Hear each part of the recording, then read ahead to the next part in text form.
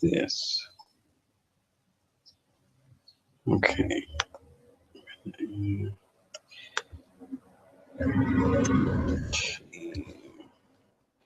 All right, I'm going to try it a different way. I'm going to send you.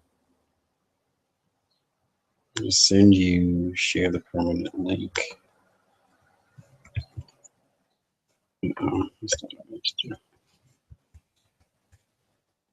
going to send you. I'm going to email you a link, and we'll try it that way. Walker 1969 at gmail.com. I don't know what that is that you are in the chat room, but you can't see me. All right, did you just get another one?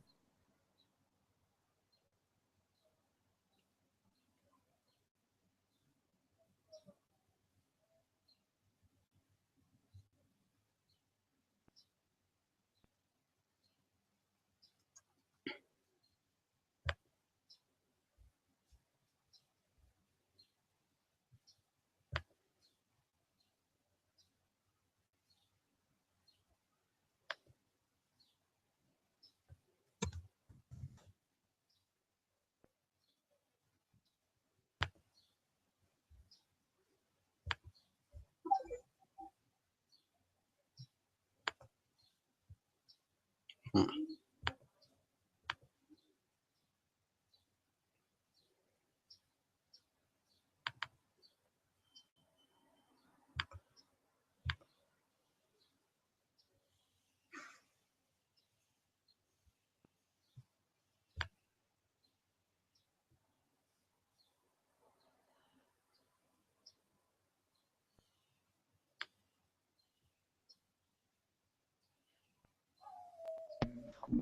Now, here we are. Oh, great. All right. Okay. All right. I'm going to hang up the phone. All right. Good. All right. We got it. I'm excited. All right. So you can see me, I can see you. You can hear me. Yes. Okay. Beautiful.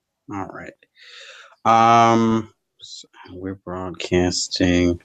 So this is what I'm going to do. So I'm going to make it so that when you start speaking, I'm going to put myself on mute because I have a dog, and sometimes the dog makes noise. So as you're speaking, you may not hear me when you're speaking, but when you stop speaking, I'll unmute myself. Does that make sense? Okay. Yeah. Okay. All right. So this is good. This is good. I'm glad we finally got this to work. Okay. So what we want to do is we want to I want to just have the interview sort of as a casual conversation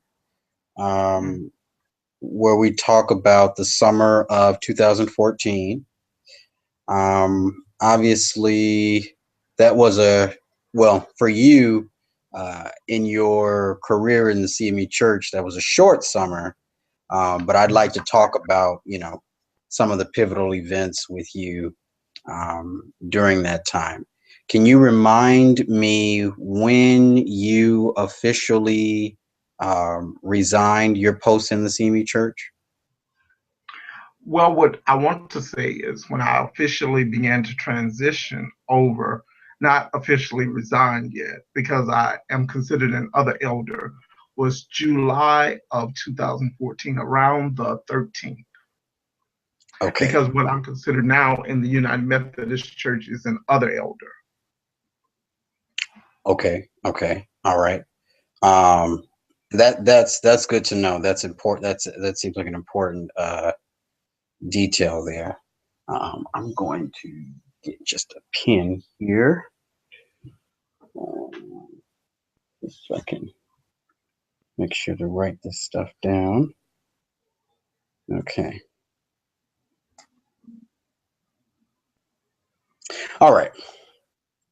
All right. Good. Okay. All right. So so let's start.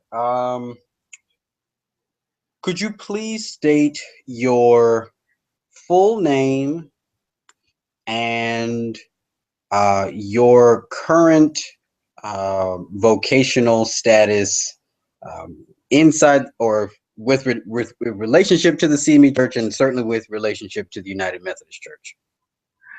Okay, my name is Kalen Brian Walker.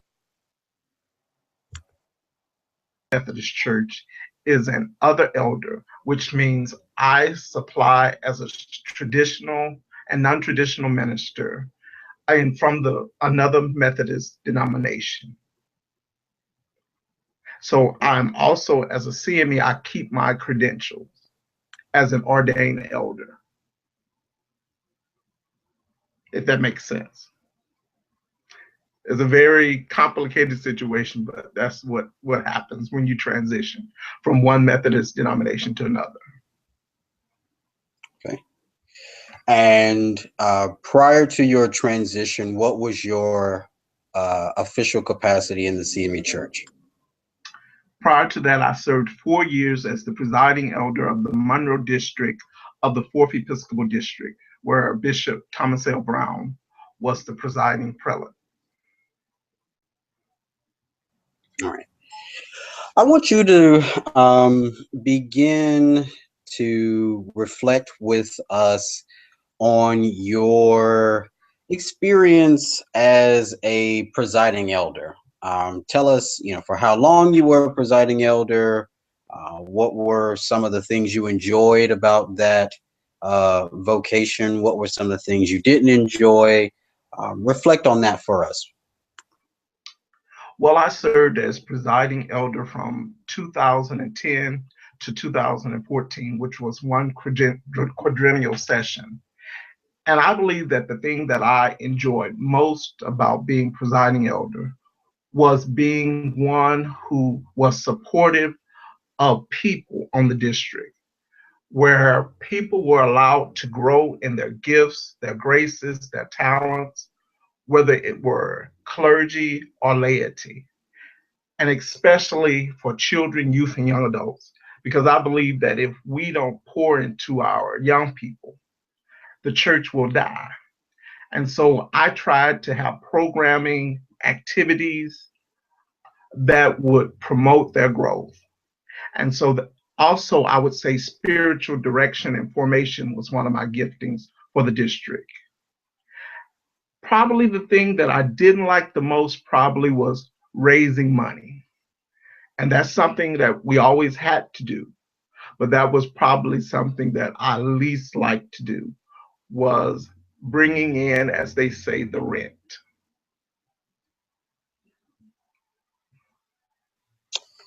Yeah, that is I think maybe an unfortunate part of what most CMEs, most Methodists focus in general might not enjoy about being a part of leadership in the church.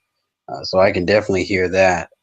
Um, talk to us about the talk to us about your journey toward the current transition you're on now. When did you begin thinking about transitioning to another context?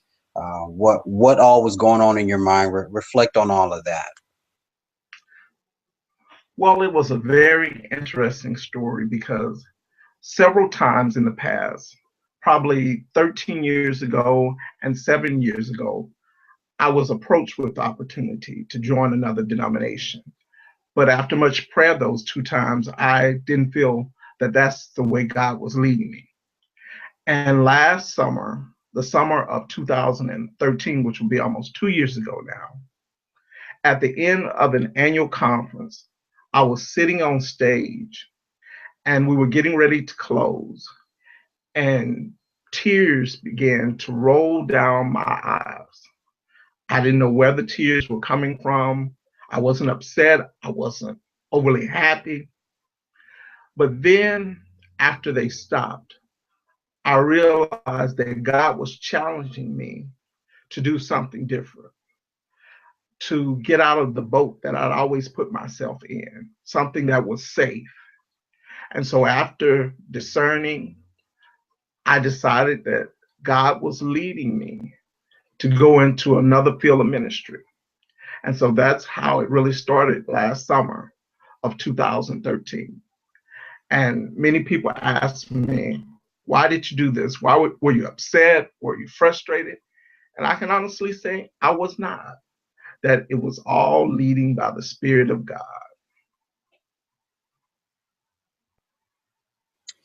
And so you mentioned that God was challenging you to move beyond what was safe. Say more about uh, the safety of uh, your former position. I think as a presiding elder, as a CME minister, in many degrees is safe because most times you know you're going to have an appointment. You know what you're going to be doing from month to month with things. Um, if you don't particularly mess up and badly, things are going to be okay. You're not going to be oftentimes challenged to do more, but you're going to be asked to maintain a lot. And I could be comfortable in that, even as a presiding elder, because, but I felt that there was something more that I needed to do because titles don't make me who I am. It's the work that I'm called to do. And I'm grateful that I was a presiding elder, but I feel that my time in that position had come to a close for this season. And so I had to move to the next stage so that I continue to use the gifts and graces that I had. So, and I don't want to, certainly if any of this is difficult for you, let me know. Um, but I want to make sure I understand. Um, it in the moment where was your understanding that you could no longer pursue um, what God wanted you to do in the context of the CME Church? You're very correct with that. Very correct with that because I have a very eclectic, a very different type of ministry that most people don't have. I deal a lot with spiritual direction, spiritual formation, and oftentimes it's not understood in the CME church. Even when I talk to leadership or talk to individuals regarding it. And maybe some people say I'm before my time with it. And I don't knock people or I'm not upset with people who don't understand it. But I believe that I have to move to an area that I'm going to be able to be more effective in what God has called me to do. And so this is not difficult, but I thank God for this assignment because I needed to talk about it. Yeah, this is that's helpful. That's helpful. That clarity is very helpful. Um, so let me ask you. Let's move slightly in a different direction. Let's talk about people's reactions to your, I'm sure, controversial news um, as you began to make your transition. What was your bishop's reaction? My bishop had a very interesting reaction. Um, he did not take it, I don't think, as a surprise because he was one of the first people to know. I went to him in January of 2014 after I'd been discerning, and we met in Monroe and we talked about it. And I think he knows, since he was my seminary dean, that I'm not one that's going to do something haphazardly. And we actually, when I made my decision, talked for about an hour. And it's funny that he may not even remember. We talked about who possibly could replace me to carry on the legacy of the district. Um, we still communicate now, and I think he understands that this is something that I had to do, that God was calling me to do. And probably he's been more supportive than I ever thought he could be.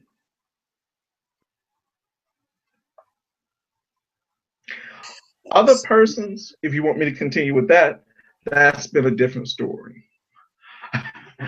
Other people have not been understanding. People have said, oh, he got upset, something happened. Uh, why is he doing this? It's got to be because of more money. But none of those are the true answer, Lynn. None of them are.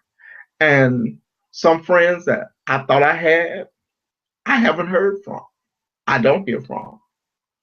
But those that are going with me to this new season, I truly know who they are now. And that's something that I had to realize, that everybody who says they're your friend, when you're in a position or you can do something for them, it's a different story when the tables change.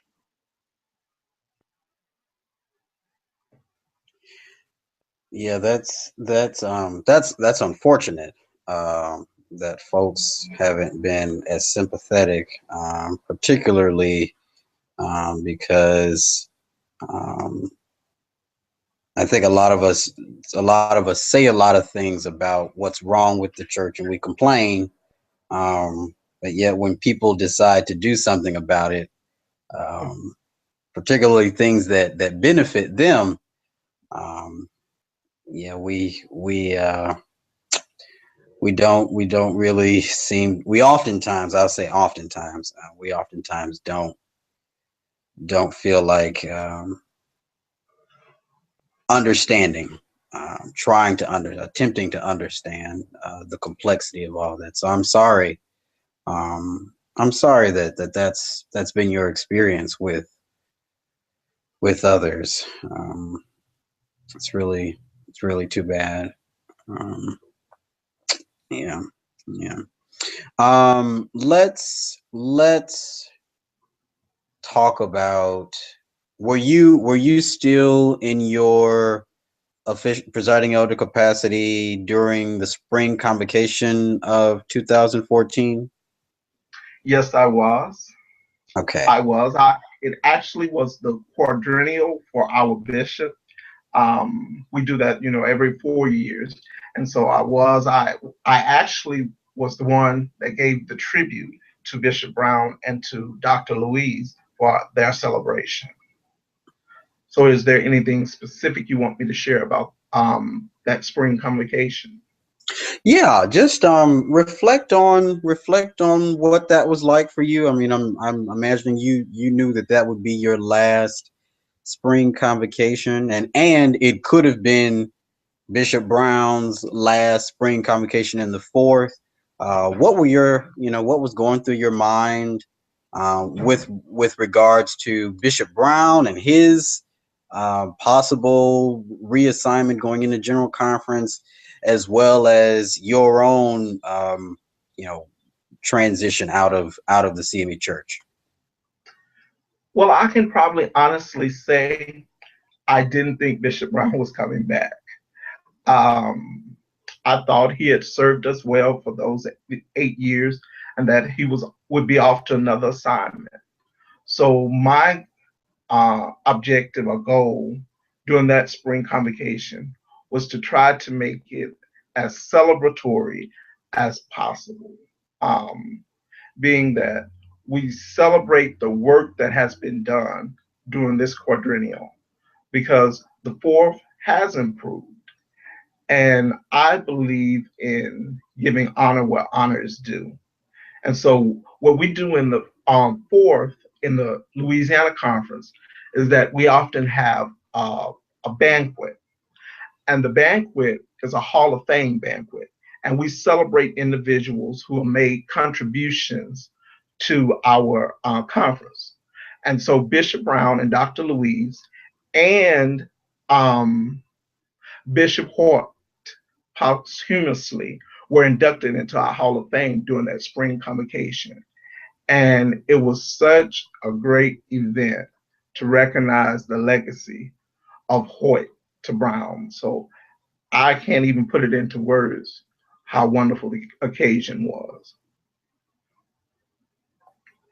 But for me, I guess it was bittersweet because it would be my last convocation.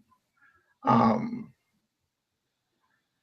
I tried not to focus on it. I think I probably was in denial doing it because I knew I had work to do until July. And so that's probably what I did. It probably didn't hit me until annual conference that it was all going to be changing, even though I knew in the back of my mind it was. So, so what was your once you got done with spring convocation in 2014, what influenced your decision not to attend the general conference of 2014? I knew that was coming. Well, I sat down and I thought about the situation. And honestly, I felt that the person who went to general conference, even though I had been duly elected, should be someone who was going to be vested in what was going to be happening the next 4 years in our church. And so I felt that person should have the vote to help shape the future of what the church would look like. They would be actively participating. I wouldn't be. So it would be almost be selfish of me to take on that role when I wouldn't be able to carry out whatever vision was established. And that's why I told Bishop Brown that I would give up my seat to someone, to the alternate delegate. And so what did you hear anything from people when they, because I'm sure folk found out either before they got to Baltimore or when they got to Baltimore. Did you get any feedback from that? Yes, I did. People, even Bishop Brown didn't understand me not going. Um, but I think it was the right decision because I believe I can't think who took my place, but even though again people didn't understand, and it was okay because I knew I had to make the best decision that was placed on my heart, and this would be a pivotal point, General Conference, that we had an opportunity to make change. And the person sitting in that delegate seat had the power to do so. And as much as I could have said, well, I just want to go to be in the number, because matter of fact, this would have been my first general conference as a delegate. Because all the years out of my 18 years, this was the first time I was elected.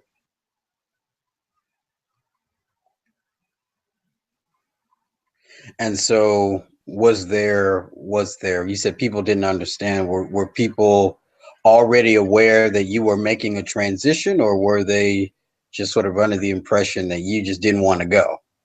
No, they knew I was making a transition. I think some people knew the CME grapevine is very hot. And so I think it went around the country quicker than I ever thought it could go around the country. And it was amazing to me because I never considered that, not that I was important, but I would be known enough that people would be discussing me and my decision to not go. So yeah, you would be surprised at what people are, what sort of comes up in conversation between CMEs. Um, it can be very surprising. I've frequently been surprised at some of the things people tell me, that I've just like, how in the world did you, how in the world did you hear that? Um, and sometimes that stuff is also exaggerated, or you know, there's some stuff added to it. Most definitely. So Most definitely. That grapevine. So so was there anything about your annual conference experience that stood out for you? Take us through what that was like. Annual conference 2014. Where was it? Just really walk us through the details and that journey for you. Okay. Our annual conference for the Louisiana Conference was held at Williams Memorial CME Temple in Shreveport, Louisiana. We had the annual conferences at either hotels or even the Shreveport Convention Center, but Bishop Brown decided that we would come back to the church setting. So it would be only 2.5 days, which was very quick because under Bishop Hoyt, annual conference lasted 5 days. Um, Business was taken care of very quickly. Um, Disciplinary questions were taken care of. Actually, during that time, I became ill. I was ill. I had a bursitis attack. And so I ended up missing a day from annual conference because of that. But I ended up having to come back because an issue came up on the floor. And the issue involved a report that had been given. Someone had made a mistake about some numbers that I turned in. And if anybody knows me, Lynn, I'm about numbers and being efficient and effective. So I got up, drove back to the conference to correct what had happened because I did not want to leave any point of mystery or anything that was not above water with my name leaving out.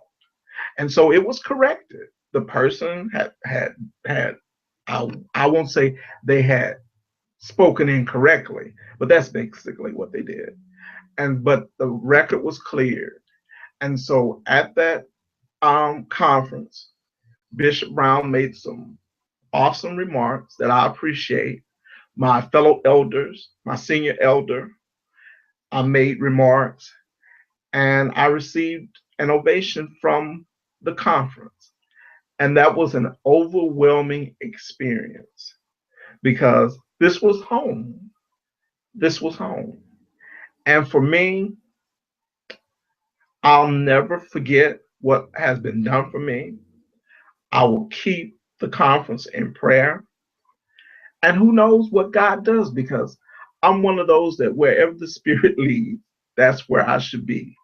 But for this season, God has sent me into a far country like Abraham, that who knows where our paths will come back and meet again. And so to sum up about annual conference for me, it was a very emotional, bittersweet time for me. Good and a little bad, but I can say mostly good.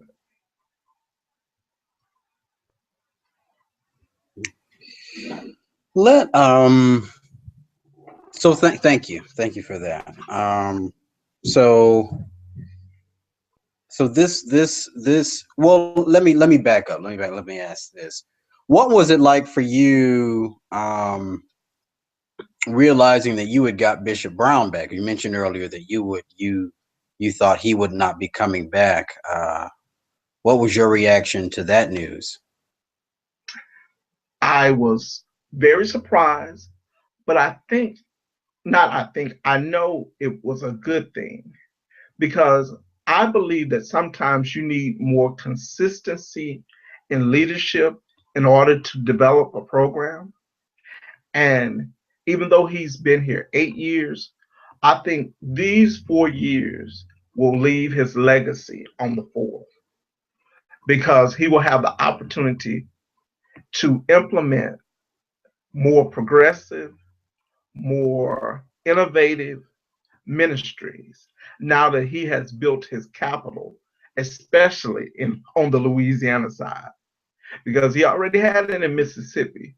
But I think building the capital in Louisiana was a little bit tougher. So hopefully, with us not having to start over and start new with someone else, maybe the fourth will be a better place for ministry.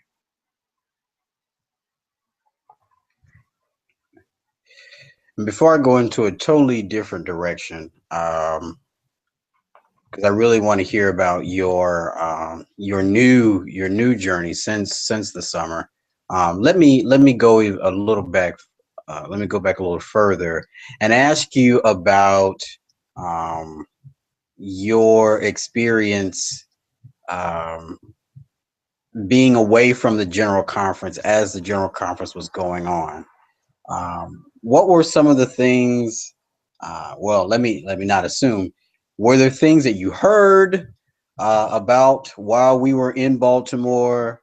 Were things that surprised you, didn't surprise you, um, or were you sort of completely cut off from the general conference? I tried to keep myself completely cut off, to be honest with you. Not that that can be 100% done, but basically, I needed to be detached because I knew that if I got involved, I would want to stay involved and know what was going on. So basically, I cut myself off. The only thing I probably heard were when some of the elections occurred, and that's it. And so you made intentional effort to stay separated from the general conference. Went into annual conference, um, and so tell us again what um, walk us through the sort of the technical aspects of what occurred at annual conference in terms of your relationship to the CME Church. At annual conference, really, my relationship was informally severed, but not formally severed because no action was taken in regards to leaving the church at annual conference. Um, when I say informally severed, goodbyes were given, words were shared. People knew that I wouldn't be there this year. And the reason being so is because in the United Methodist system, coming from another Methodist denomination, you don't change over from one to the other. And that's another piece I need to explain because there's several pieces. The United Methodists had a system where their annual conference was in June and our annual conference was in July. And I felt that I was obligated in a way to finish out my assignment with the CME Church. So there was not an appointment for me to take in July/August. So what happened was this past year, I have been I've been in transitional leave, which means that I have been visiting churches. I have been in a position in the secular world, but now I have been appointed as an associate pastor for contemporary worship and Christian ed at a multicultural church in Shreveport. And so that's what is going on with me. I know that was a lot of words, but I had to get that in. Yeah, no, it's important for us to be clear about that. So that's exciting though. That sounds exciting. Yes, yes, it is, Lynn. Yes, it is. It is a total different process because for them, transition starts is a 2 to 3 month process, um, which I can't fault us for being given an appointment on Friday and you show up on Sunday, but I think we need to do a better job with that. I don't think we're get to doing 3 months because, like right now, I have been transitioning for the last month and a half, doing different assignments, getting things in place so that when the middle of June hits, I'll be hitting the ground running with some background. It won't be just, I'll be just new.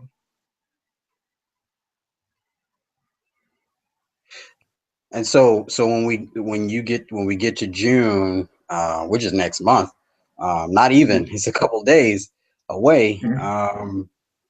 You will be at their annual conference. What will be your official status? At their annual conference, I will be an other elder. And that means I am, again, uh, elder, an itinerant elder with credentials who has status in another Methodist denomination. And that will be my status appointed with an appointment in their system and all. And so I will be attending their annual conferences actually June the 7th through the 10th. And they also do something different than we do. Once your appointment is officially read, you still have another week or two that person to go back to their church to finish up before the new system takes place, so that there'll be an even smoother transition. That makes a hell of a lot of sense. Yes, it does. That makes a lot of sense. Um, and so okay, so you'll be your status will be an other elder. Um, and that'll be a year appointment. Does at any point will that ever change? Is that a temporary status or That is a temporary status. At the end of next year, we will see where we want to go with it because everyone, just like our conference, if United Methodists were transferring over to CME, they would have to wait a year before they could even be looked at for the status. So we have the same reciprocity process. So at the end of next year, of after serving an appointment for a year, we will see whether I want full status with them, if I want to continue as other elder, either one. So it takes at least a year to even get to that point. gotcha. So why the United Methodist Church? What was their what is in that context that allows you to pursue some of the things you want to pursue in ministry that you couldn't do in the CME church? I believe that the United Methodist Church offers a system that allows for more team ministry, more specialized ministry than we have at this point. Uh, I've always wanted to do Christian education.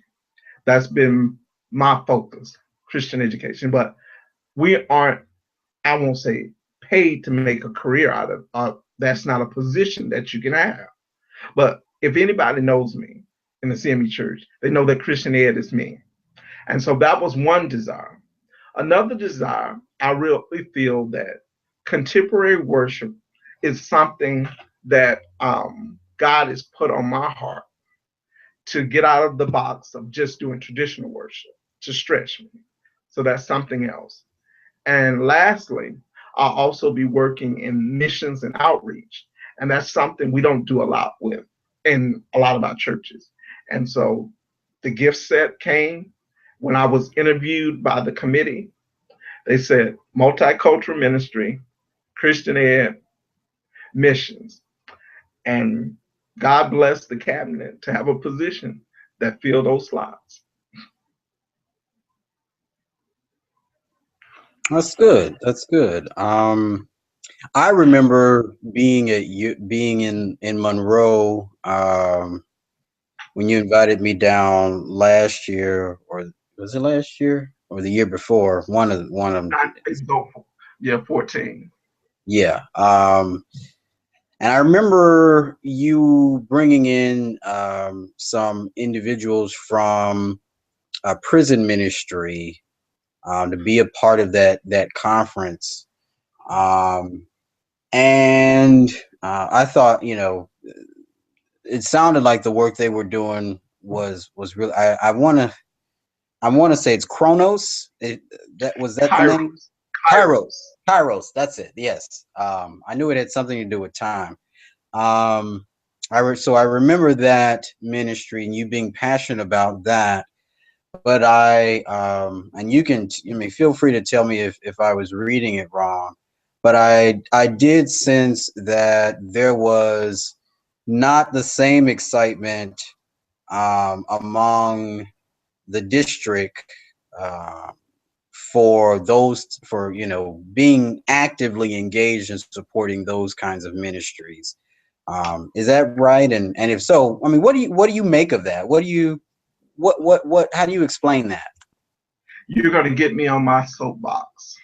And I'm glad you are, because after that meeting, I decided to become a part of Kairos, and I'm a part of it now. I have committed to do 2 4-day weekends and once a month to the correctional facility outside of where I live, even with this new position called at Wade Correction. And it's sad to know that there are only 2 to 3 individuals out of 100 or more persons that work in the ministry doing prison ministry through Kairos. And when you go out to Wade Correctional, there's 90% African Americans that are under 40. And I don't know what it is about mission work, outreach work, like prison ministry, that we we aren't passionate about that. That I think we don't look at that being a part of church. But for me, that's where church really is when you go outside the walls, when you minister to the hurting people of God. And so you're very correct about that. And that's when I kind of knew that even though I tried to introduce service and outreach to the district, you can't force anybody to do anything. But if they are not trained in that mindset, then it's not going to happen. And I think that's one thing that's hurting the CME denomination, because young people are looking for spaces where they can actively use their gifts and talents and be and felt that there's something useful being done instead of just going to church on Sunday morning. And we don't want to hear that, but it's true. We're preached that, which is no problem. We're sometimes taught a little bit, sometimes, but we never go out to reach out, because it's not doing ministry for persons, but it's doing ministry with them, because we could have been just like them, but we don't have that viewpoint. Yeah, that I think you're right. I think you're right on a number of scores. Um, yeah. I don't want to. I don't want to. We'll leave that alone. Um, yeah, we'll leave that alone. So as we're uh, coming to our concluding thoughts, I do want to hear you talk about your your transition leaving pastoral ministry, because you were presiding elder, but you were also pastoring in Grambling, if I remember correctly. You're Uh, very correct. and so, what was that like? What was it like? Certainly leaving your post as presiding elder, but also as pastor, leaving your parish. Well, I'm going to share something with you that some people know and some people don't know. When I became uh, part of ministry or accepted my call in the CME Church, God said Christian education, radical evangelism. Um, I knew that I would do some pastoring, but that wasn't exactly where my heart was. Um, I sat down with the late Bishop Hoyt, and he said, well, you just, with the gifts and graces you have, you take a couple of years and you'll see. And I must say that I have enjoyed the pastorate, but I think I am better and more effective and efficient as being an administrator, a team person.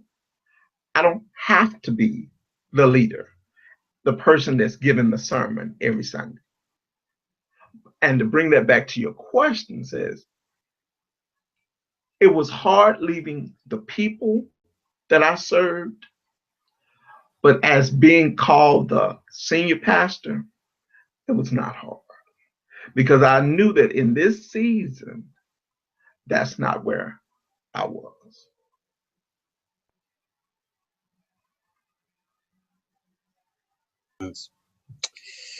That makes sense. Well, I'm excited for you. I'm really happy for you. I mean, I think this is a really sounds like a really awesome opportunity for you.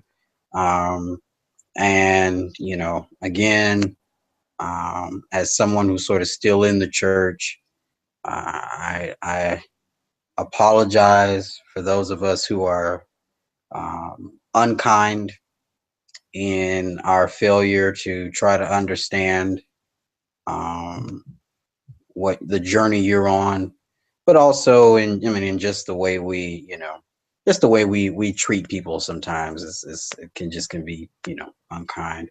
So I do apologize for us there, but I'm really happy. I'm excited. I think this is like I said. I think you don't hear too often people doing things, particularly in the CME church. You don't hear people doing things that they're passionate about or that they're excited about. You hear people talk about the work of ministry, but certainly not the excitement of ministry or the passion of ministry or anything like that. And so to hear that from you is it's good. I think it's great. And that's what it is, Lynn. Truly, I feel that God has put my heart on fire to do certain things. And I needed to do those things because if I continued to maintain and only do what was safe, my fire would burn out. And not to say that the CME church might not get there. Hopefully, prayerfully, they will, because there's sparks like you. There's sparks like on the Monroe District, young people who are fired up. Change may be coming. And everybody isn't called to lead. And that's what I just want people to understand, that you must follow what the Spirit of God tells you to do. I'm not telling people to leave. I'm not telling people to stay. I'm telling them to find what God is calling you to do and do that. And when you do that, the CME Church, the United Methodist Church, whatever church will be better places for it. Oh, this is good. It's good. That's good. Well, are there any other thoughts you have about the summer of 2014? What that was like for you? What that was like for the church? The future of the church? I do have one final comment. I think the summer of 2014 was, and I think continues to be, a crossroads point for the CME Church. And I think the denomination is still waiting to make a choice of which direction it's going to take. Is it going to be radically different, risk change, or is it going to stay with the status quo? Because in honesty, we can't remain the same and still be a relevant and vibrant denomination. But it's up to the people to decide what's going to happen. So the verdict is still out. But as I say, eyes have not seen, ears have not heard, and the heart has not even conceived what God can do with a people formerly called colored Methodists. Amen. Amen. That was great. I appreciate you so much for taking time doing this with me. Keenan, I don't know if you know Keenan Winters. I do know Brother Winters. Okay, yeah. Keenan and I, as I mentioned to you, we had the idea to put this documentary together a little less than a year ago, just to try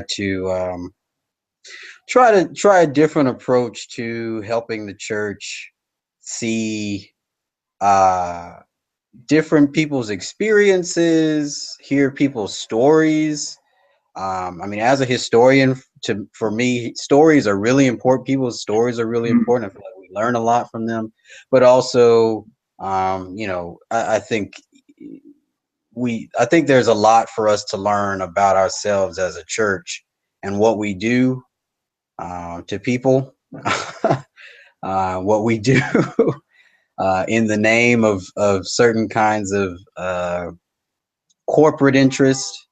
And so yeah, I'm excited that we were able to get your narrative as a part of this, because while I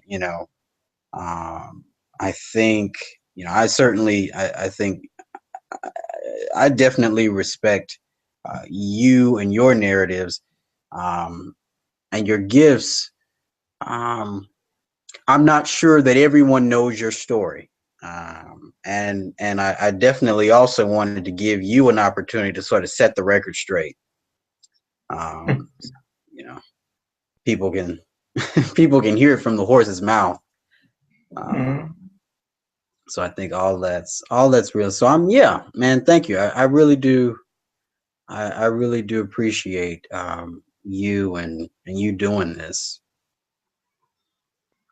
Well, I appreciate you, Lynn, because that's what I felt, that our stories need to be heard.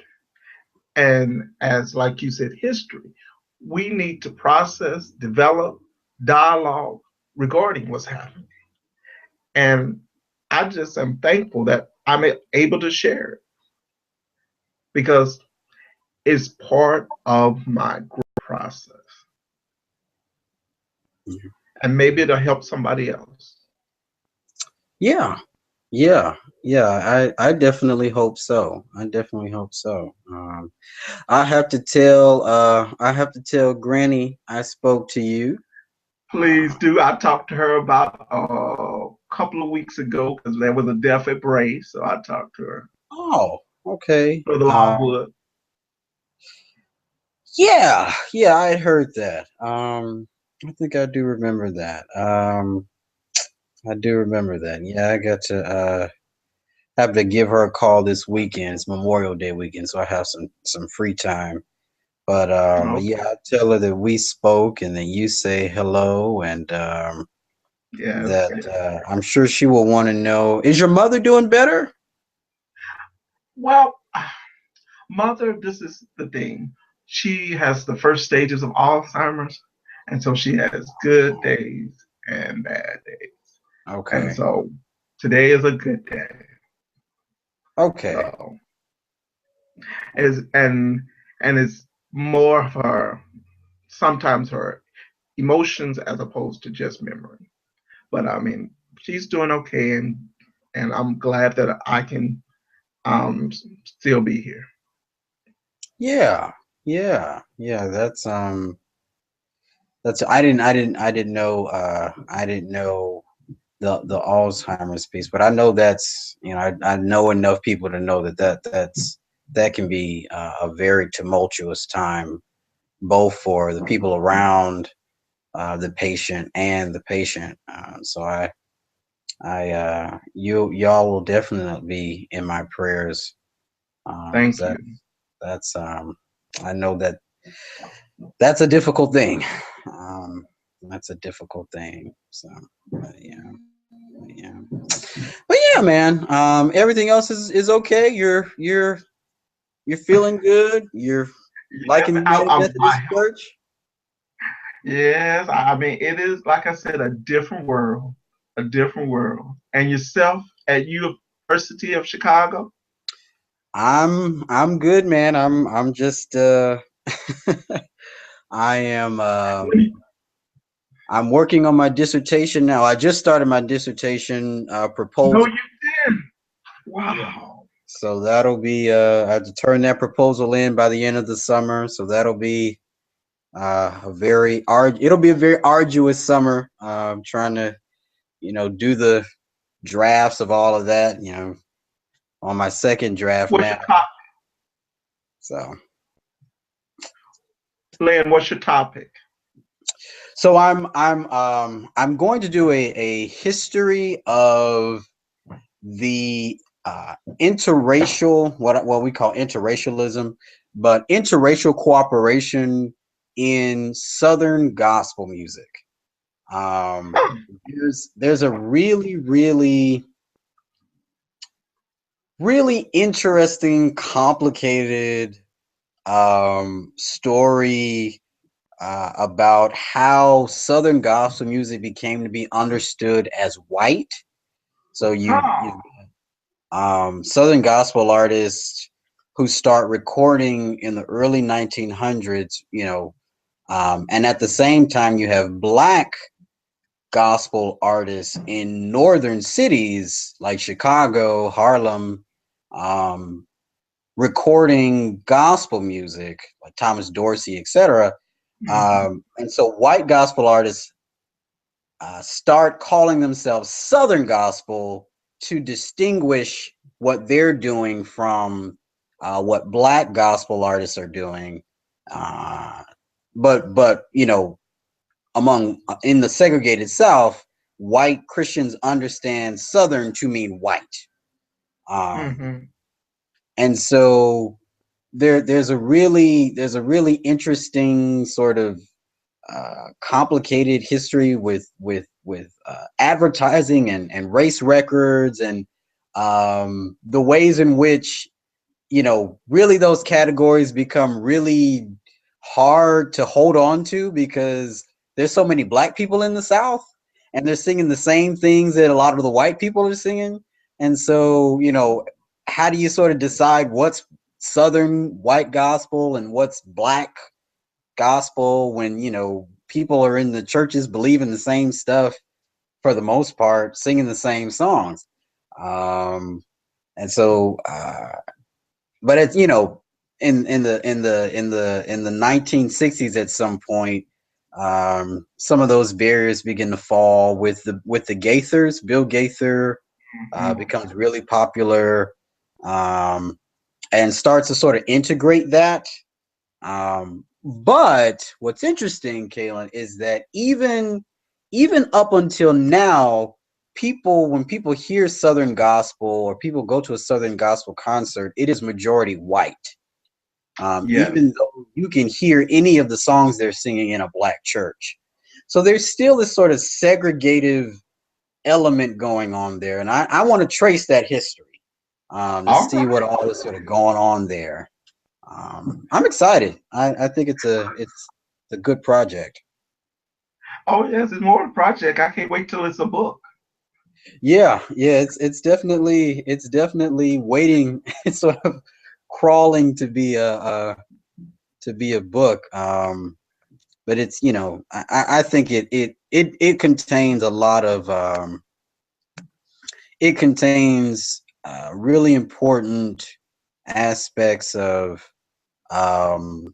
segregation and the story of segregation that's really sort of hard to tear down.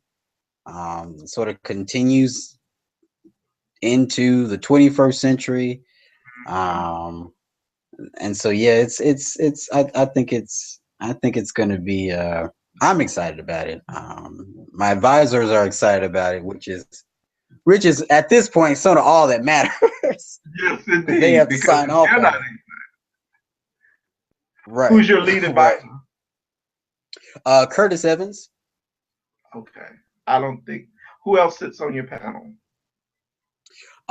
Curtis. So it's Curtis. Curtis he's actually in the divinity school. You may I remember you saying you went to the race and religion workshops. Him and Dwight Hopkins were co-sponsors of that. Okay, I remember Dwight well, but I don't remember Curtis. Okay, yeah, well, so it's Curtis, and then I've got because it's a history project. Jane Daly, who's in the history department, and Melvin Butler, who's an ethnomusicologist, studies gospel music. Okay. Those are my three folks right now. But yeah, it's a very interdisciplinary kind of project. Got religion, music, history. Well, that's you, Lynn. So it makes sense. It makes sense. Yeah. Yeah, I mean, that's a good thing. That's what I tell people: be who you are, and make it work. And I mean, so man, I have enjoyed it. I know you have things to do. I'm going to go in here. I feel relaxed. I feel relieved. I released the story, and so it's good. Good. I'm glad.